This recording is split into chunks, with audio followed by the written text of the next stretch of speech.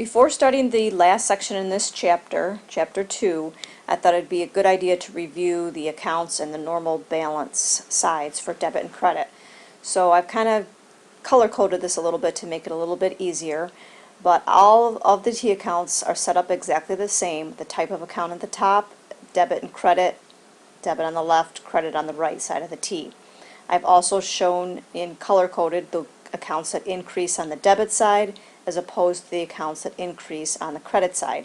So we've already learned three of them. The assets increase on the debit side, the liabilities increase on the credit side, and the owner's equity increase on the credit side.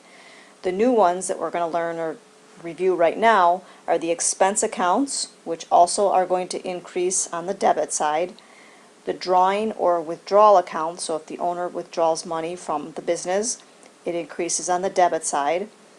And the last one is the sales or revenue, which is money that we made from a sale, is going to increase on the credit side. So again, everything over here on the left increases on the left on the debit side, and everything over here on the right increases on the right or the credit side. And that's going to be important in this last section on Applia. So this is very similar to the last one that we did, except now we are going to use these new accounts, drawing, sales, and the expense accounts. So we're still looking at the transactions, and we're still going to analyze them into the T accounts, always starting with the debit account first and then the credit account. So our first transaction on April 10th, we received cash from sales of $600. So if we received cash, we know cash is an asset. It's going to increase on the debit side, so that's going to be our debit. Our sales is going to show an increase on our credit side of $600. So we're going to label the T accounts cash, and the debit is going to be the $600, and on the credit side is the sales, and it's going to be the $600 increase in credit. So one debit, one credit. Both of these are showing an increase. April 11th, sold services on account to Sam Erickson. So Sam Erickson is somebody who's going to buy something from us and pay us at a later point. So the two accounts we're going to use is the accounts receivable, Sam Erickson, and sales. So because we are selling something now and paying later, it's still considered an asset. An asset will increase on the debit side. So we're going to have a debit to his account, Sam Erickson, or our account, accounts receivable, Sam Erickson, and still a sale has been made, so we're going to credit sales for $850. So here's our April 11th. We start with accounts receivable, Sam Erickson. The amount to debit is $850 because we still made the sale today even though we're not collecting the money yet. And our sales is going to be the credit for the same amount, $850. Our next transaction, the 14th, paid cash for rent. Up here you can see rent is an expense that we're going to have. Probably each month we're going to have to pay a rent expense. Pretty low rent of $250, but we have one asset, cash, that's going to decrease, and expenses are shown as an increase on the debit side. So from our previous Word document, we showed that the expense accounts always increase as a debit.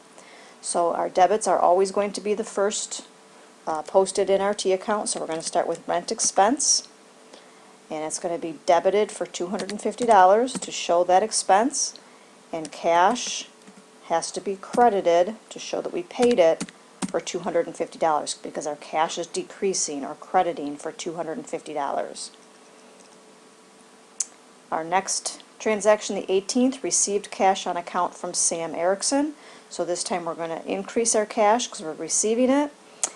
And the accounts receivable is going to decrease because he's paying us some money. So our 18th transaction is over here. Our cash is going to be our debit account for the amount of $425. And the accounts receivable, Sam Erickson, is going to be the credit because it shows that he paid us the $425. So again, still one debit, one credit. These are both assets, so cash increased, but his bill decreased. And our last one, Paid cash to the owner for personal use, so the owner is going to withdraw $300. That's represented by the account Kathy Bergram drawing. Drawing means withdrawal, and cash is what's coming out of the company, so we're going to decrease cash. So drawing, as we saw in our Word document, drawing or withdrawals increases on the debit side. So that's going to be our debit for this transaction. So on the 20th, we are going to have Kathy Bergstrom drawing our debit for $300, and cash is going to decrease, so we're going to show that as a credit for $300. Again, this might seem a little tricky at first, but once we do several transactions, repeating them over and over, it should start to sink in. But go back and look at this and study this and memorize this document, and it will do you a lot of good just remembering the normal balances and what's happening, where the accounts are increasing and decreasing. And that concludes 2-3 work together. Go ahead and finish this and do the on your own problem.